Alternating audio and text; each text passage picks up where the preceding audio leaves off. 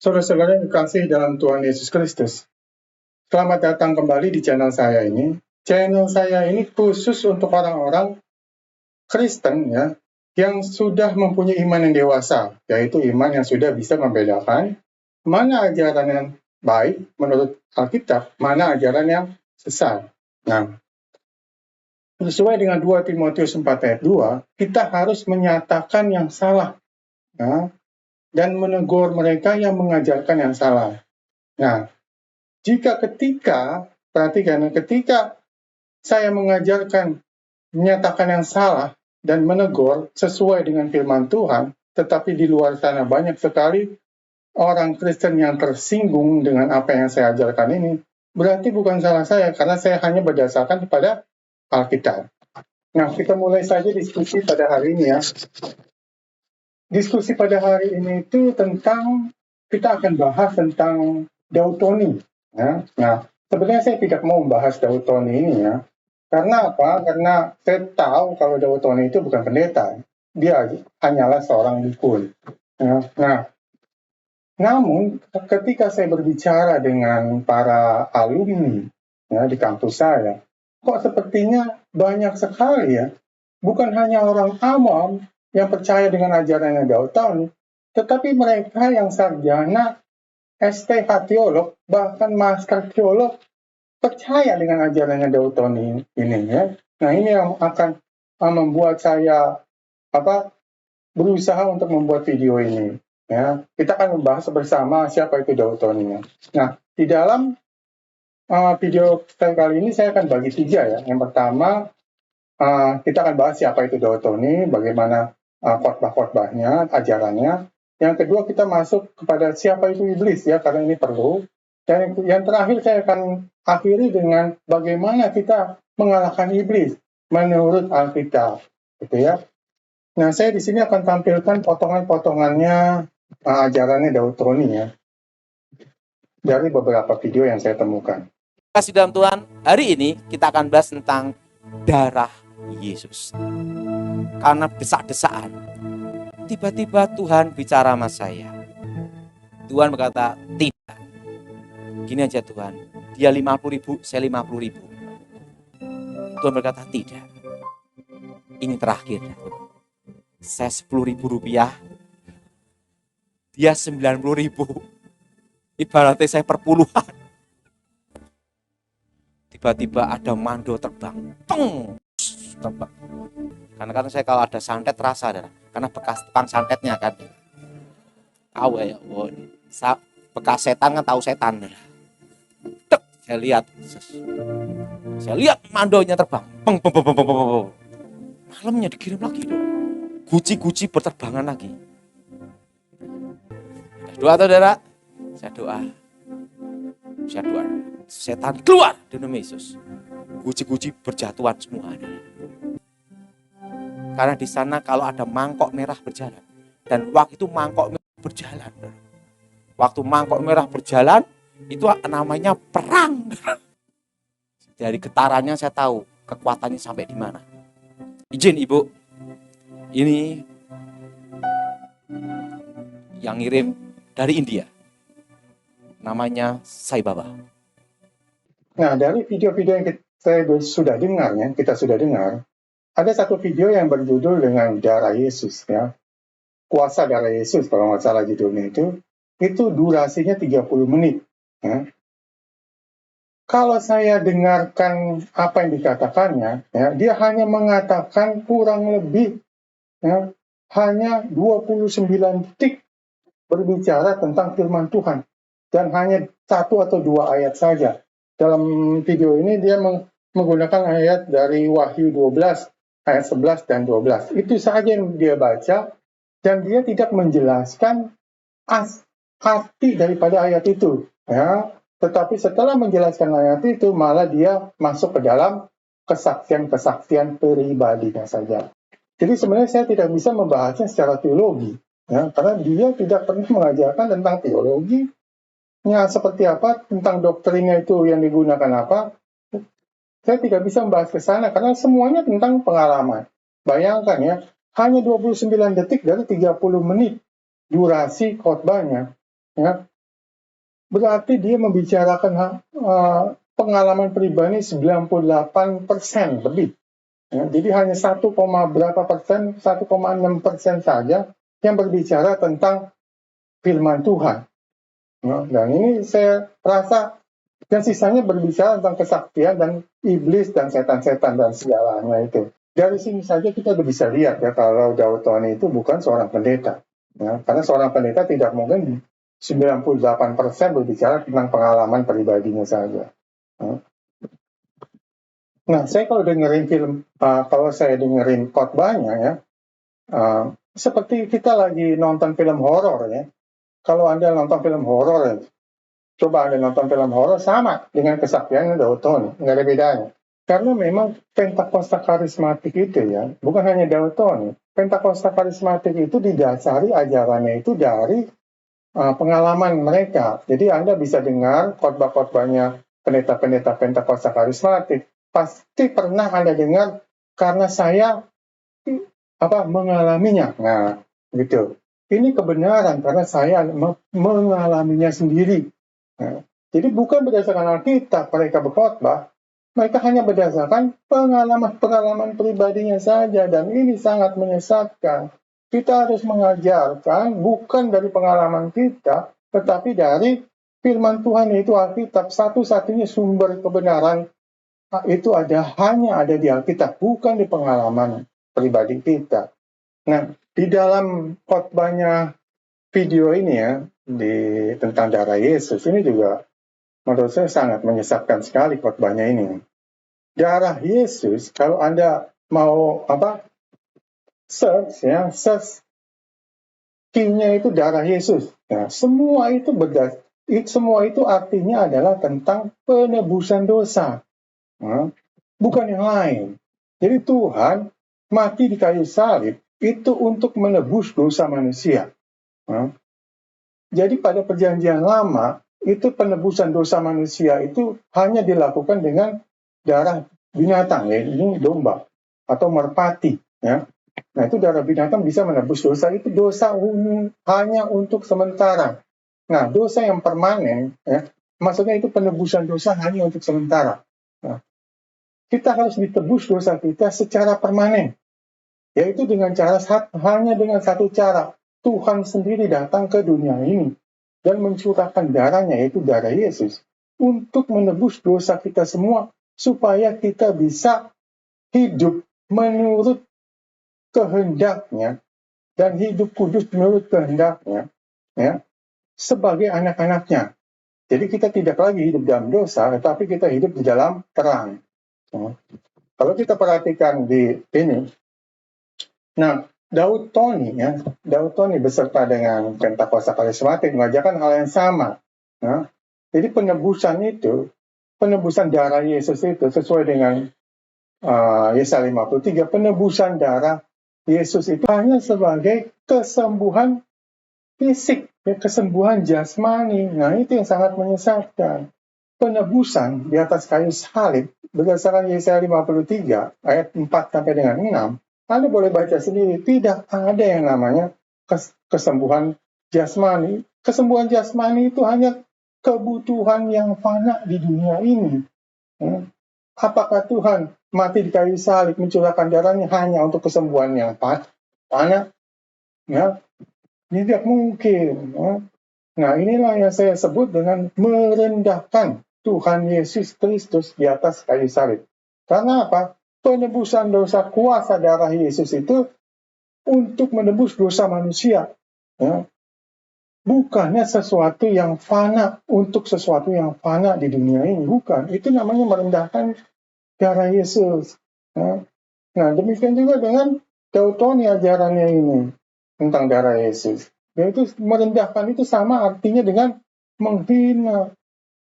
Ya. Bayangkan ya, Anda pernah dengar cerita tentang orang yang setelah Tuhan Yesus di kayu salib, dipaku di kayu salib, ya, orang-orang yang lewat itu mengatakan, inikah orang yang ingin merubuhkan bait Allah dan membangunnya dalam waktu 3 hari? Kalau memang engkau benar anak Allah, turunlah.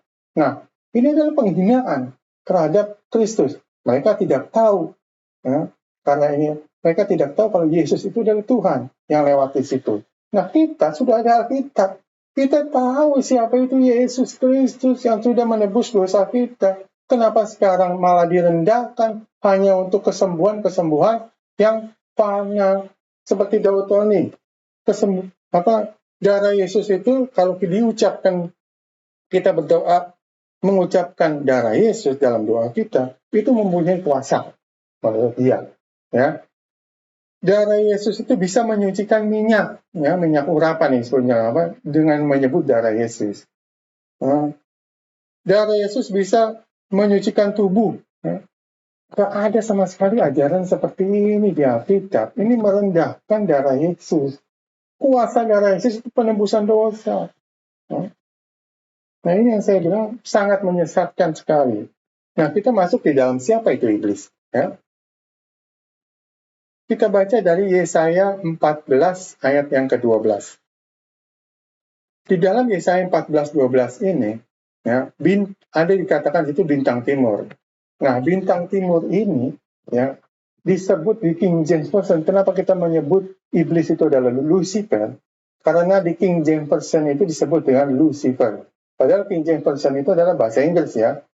Nah, kata Lucifer itu sendiri berasal dari kata Latin, yaitu dari kitabnya Vulgate. Nah, Vulgate itu adalah kitab perjanjian lamanya Ibrani, orang Yahudi, dan kitab perjanjian baru dengan bahasa Yunani diterjemahkan ke dalam bahasa Latin oleh orang yang bernama Jerome pada abad ke-4. Nah, itulah Vulgate. Nah, kata Lucifer, mereka menggunakan kata Lucifer di ayat ini, ya, Yesaya 14 ayat 12. Bintang timur itu dalam bahasa Ibrani disebut dengan Helel, ya, Helel. Nah, kata Helel itu sendiri berasal dari akar kata halal dari bahasa Ibrani, yang artinya adalah bintang timur. Ya. Di situ juga ada disebut putra fajar. Ya. Nah, putra fajar ini bahasa Ibrani yaitu Saharben. Ya, makanya anak-anak Allah di Ayub 1, anak-anak Allah itu menggunakan bahasa Ibrani yaitu Ben Elohim. Ya. Nah, kita masuk ke dalam Yesaya 28. Ini masih membahas tentang siapa itu iblis ya. Yesaya 28 ayat 12 ya. Anda baca sendiri secara lengkapnya. Ini saya hanya untuk poin-poinnya saja untuk menyingkat waktu ya. Di sini disebut malaikat juga disebut dengan anak manusia. Nah, di sini dikatakan Lucifer itu penuh hikmat dan maha indah. Lucifer itu adalah penuh hikmat dan maha indah. Malaikat Lucifer. Ini sebelum kejatuhan ya. Engkau di Taman Eden, Taman Allah, ini ayat 13, engkau di Taman Eden, Taman Allah, penuh batu permata. Kemudian di ayat 13 juga dikatakan, tahta Lucifer terbuat dari emas. Ayat 14, tempatnya di Gunung Kudus. Dan ayat 15, tidak bercela di dalam tingkah lakumu sampai terdapat kecurangan. Nah, ya, jadi Lucifer itu adalah penuh hikmat dan maha indah. Bayangkan, dia pertama disebut dengan bintang timur, putra fajar, penuh hikmat dan maha indah. Dan dia tidak bercela di dalam tingkah lakunya. Sampai terdapat kecurangan. Nah, ini kecurangannya Lucifer. Ya. Apa itu kecurangannya? Ya, kita baca di Yesaya 14 ayat yang ke-13. Aku hendak naik ke langit. Ini perkataan Lucifer ya. Aku hendak naik ke langit dan mendirikan tahtaku. Ayat 13. Aku hendak duduk di atas bukit pertemuan sebelah utara. Nah, bukit pertemuan sebelah utara ini adalah kemungkinan besar adalah tempatnya Tuhan bertahta. Nah, ayat yang ke-14 perhatikan. Aku hendak menyamai yang maha tinggi. Nah, ini dosanya Lucifer. Ini pemberontakan Lucifer ya. Hendak menyamai yang maha tinggi. Aku ingin naik ke langit dan mendirikan tahtaku. Dan ingin menyamai yang maha tinggi. Ya. Nah, ini dosa Lucifer. Malaikat itu berdosa. Kenapa malaikat itu berdosa? Tidak ada satupun manusia yang mengetahuinya. Karena Alkitab itu tidak menjelaskan kenapa Lucifer ini mempunyai dosa di hatinya. Ya. Kenapa bisa masuk dosa di dalam hatinya itu tidak ada yang tahu. Tapi kita tahu pasti bahwa Lucifer malaikat ini adalah jatuh ke dalam dosa dan dibuang ke bumi, ya, dan menjadi iblis. Itulah asal mula iblis, ya. Nah, seberapa banyak sih yang memberontak Tuhan? Seberapa banyak malaikat yang memberontak Tuhan? Apakah hanya Lucifer atau yang lain juga? Nah, kita baca di Wahyu 12 ayat 4. Ekornya menyeret sepertiga dari bintang-bintang di langit dan melemparkannya ke atas bumi. Berapa banyak sepertiga, Pak? Kita baca di Wahyu 5 ayat 11. Jumlah mereka berlaksa-laksa dan beribu-ribu laksa. Satu laksa itu 10.000, dari beribu-ribu kali 10.000. Ya, maksudnya itu sampai miliaran. Tak terindah itu. Taruhlah miliaran. Ya, sepertiga dari miliaran itu ya, berdosa dan memberontak pada Tuhan. Dan semua dihukum masuk ke atas bumi. Sekarang yang terakhir ya, bagaimana mengalahkan iblis? Nah, ini penting ya. Saudara harus mengerti ini bagaimana kita mengalahkan iblis. Kita tahu iblis itu adalah asalnya dari malaikat. Dan bagaimana mengalahkannya? Kita baca di Yakobus 4 ayat 7. Tunduklah kepada Allah, lawanlah iblis, maka ia akan lari daripadamu. Nah, ini nomor satu, pertama kali kita harus melakukan apa? Tunduk kepada Allah. Ya. Lawanlah iblis, maka ia akan lari daripadamu. Jadi ini ayat ini juga mengatakan bahwa kita juga tidak perlu menangkingi iblis. Untuk apa gunanya kita menangkingi iblis? Ya. Ayat ini katakan bahwa lawanlah iblis, bukan dengan menangking. Tidak pernah dijelaskan kalau kita harus menangking iblis. Ya. Nah, ini juga kita melawan iblis gini ya. Karena iblis itu asal dari malaikat. Malaikat itu adalah pembantunya Tuhan. Yang bisa menyuruh malaikat itu hanya Tuhan. Kita tidak bisa memerintah malaikat karena dia adalah pembantunya Tuhan. Ya. Demikian juga iblis, sama. Kita tidak bisa memerintah iblis karena dia adalah pembantunya juga Tuhan. Nah, asalnya dari pembantunya Tuhan, kita tidak bisa. Yang kita bisa lakukan adalah berdoa kepada Tuhan untuk iblis supaya, misalnya orang kerasukan, ya, berdoa kepada Tuhan supaya orang ini, supaya iblis itu keluar dari orang itu, gitu ya, berdoa. Jadi kita nggak bisa menangking karena malaikat itu tidak bisa diperintah oleh manusia, hanya Tuhan. Ya, kecuali Anda sudah diberikan otoritasnya untuk mengusir setan dan mengadakan mujizat oleh Tuhan sendiri. Ya, seperti 12 rasul, Paulus, dan ke-70 murid. Ya, seperti mereka ini sudah diberikan otoritasnya. Anda bisa baca di Matius 10 dan Lukas 10. Ya, ketika mereka diberikan otoritas langsung oleh Tuhan untuk mengusir setan. Kita tidak bisa. Ya. Jangan coba-coba untuk mengusir setan. Kita tidak bisa merintah setan. Efesus 6 ayat 14. Ini yang kedua ya. Berikat pinggangkanlah kebenaran dan berbaju ziarahkan keadilan. Ya, ini mengusir iblis. Berikat pinggangkan kebenaran. Ya. Jadi kita harus mengerti membaca firman Tuhan, mengerti kebenaran, dan melakukan dalam kehidupan kita sehari-hari. Ya. Dengan begini, iblis akan lari. Ya. Nggak usah ditangking, iblis akan lari dari kehidupan kita. Kenapa kita tidak bisa memerintah iblis? Tadi sebagian sudah saya kasih tahu ya. Karena asal malaikat itu dari, asal iblis itu dari malaikat. Dan yang kedua, ya, kita lihat kenapa kita tidak bisa memerintah iblis. Kisah 19 ayat 13, ini penting juga ya. Memang di sini kisah 19 ini perkataan kepada, ini cerita tentang ini narasi ya. Narasi kisah para rasul itu adalah sebuah narasi. Narasi ini kepada anak-anak Sekewa. Tapi kita perhatikan, ayat ini juga untuk semua manusia, bukan hanya untuk anak-anak Sekewa. Kisah 19 ayat 13, tukang jampi itu anak-anak Sekewa, ada 7 orang, mencoba menyebut nama Tuhan Yesus. Mencoba menyebut nama Tuhan Yesus dengan mengatakan begini, aku menyumpahi kamu demi Yesus. Kira-kira sama nggak dengan apa pendeta-pendeta karismatik Pentakosta ini yang mengatakan demikian? Di dalam nama Yesus, aku thinking keluar dari ruangan ini atau keluar dari tubuh orang ini. Banyak sekali ya. Sama dengan ini anak-anak Skewa ini. Dan apa yang terjadi? Kita perhatikan ayat 15-nya. Ini iblis yang mengatakan ya, setelah iblis ditengking oleh anak-anak Skewa ini, Yesus aku kenal. Yesus, kenapa iblis kenal Yesus? Ya, iblis pasti kenal Yesus. Iblis sudah ada sebelum manusia diciptakan. Sudah ada iblis, sudah ada Lucifer, dan iblis sudah jatuh ke dalam dosa ke dunia ini. Ya, kita tahu bahwa di Kejadian 3 ada iblis, ular tua, ular. Itu adalah iblis. Nah, Anda ingat pada saat ada cerita ada orang gila yang melihat Yesus yang dirantai, begitu dia melihat Yesus, dia tersungkur dan mengatakan bahwa, hai anak Allah. Ya. Iblis percaya kalau Yesus itu adalah anak Allah. Hai anak Allah. Nah, jadi iblis tahu siapa itu Yesus. Ya. Paulus aku tahu, ini ayat 15 ya. Yesus aku kenal, Paulus aku tahu.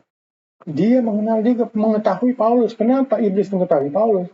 Karena Paulus dan beserta 70 murid dan 12 rasulnya sudah diberikan otoritasnya untuk mengusir setan. Maka iblis pun tahu kalau mereka sudah diberikan otoritasnya. Kita tidak bisa, ya, kita tidak bisa mengusir iblis karena kita tidak pernah diberikan otoritas itu. Nah, semua orang yang hidup setelah abad pertama itu tidak pernah diberikan otoritas untuk mengusir setan ataupun mengadakan mukjizat. Seharusnya kita ini tidak boleh memanggil Lucifer itu adalah iblis. Kenapa ya? Tapi ini sih bukan sesuatu yang harus dilakukan. Ya. Kenapa kita harus tidak boleh mengatakan Lucifer? Karena Lucifer itu adalah bintang timur artinya. Dan itu adalah sebutan buat seorang malaikat. Ya, yang disebut dengan penuh hikmat dan maha indah. Nah, itu Lucifer.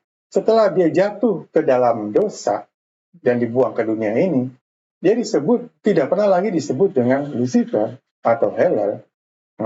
Dia disebut dengan ular tua atau iblis. Ular tua atau naga besar ular tua. Kita bisa lihat di Wahyu 12. Saya rasa cukup sekian dari saya tentang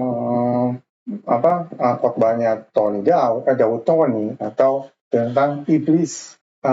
Dan iblis itu bukan makhluk yang maha tahu ya. Iblis itu bukan makhluk yang omniscient, maha tahu. Jadi dia tidak bisa melihat hati kita, tidak bisa. Yang hanya bisa melihat hati kita itu adalah Tuhan. Jadi Anda nggak usah khawatir ya, tentang iblis ini. Ikuti terus video-video saya, nanti Anda akan mengetahui ya, bahwa apa yang saya kabarkan ini, saya ajarkan ini adalah benar sesuai dengan firman Tuhan. Terima kasih, Tuhan Yesus memberkati. Amin.